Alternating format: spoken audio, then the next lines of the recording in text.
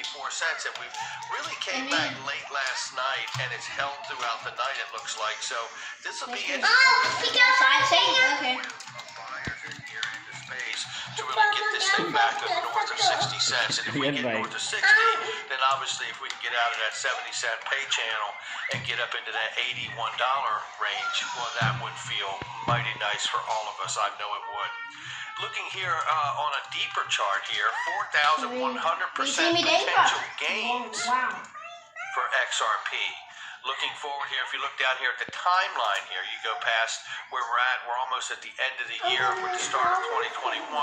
We could be looking at $2.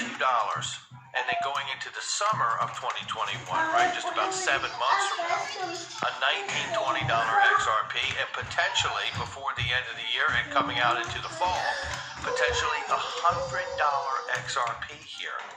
Anything's possible, and I want to remind people that not only is all of this possible, all of this is also not possible, right?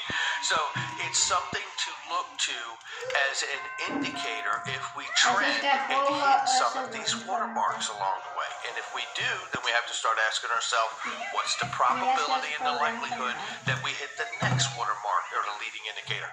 So at this time, and these things are liquid, right? So as these things, you look at these things daily, you start to see pictures, a more clear picture show up, which sometimes, you know, hints even harder that this will happen, or sometimes starts to create a picture that says, man, things are changing.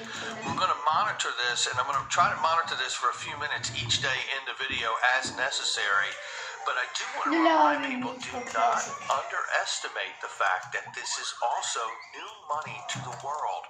And Ripple has been building the market infrastructure and creating the partners across many different industries in the world to be able to incentivize each of those networks and industries with this new money. And should they decide to collectively use this, let's say like the central banking system that Brad Garlinghouse has told us about, looking to issue stablecoins on the XRP Ledger open source technology, something of this nature could blow these figures out of the water.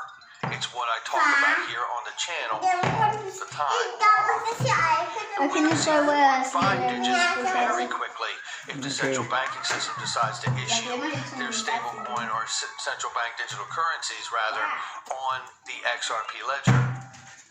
If they do that, that is going to bring an enormous amount of utility on the ledger and trillions of dollars worth of payment flows.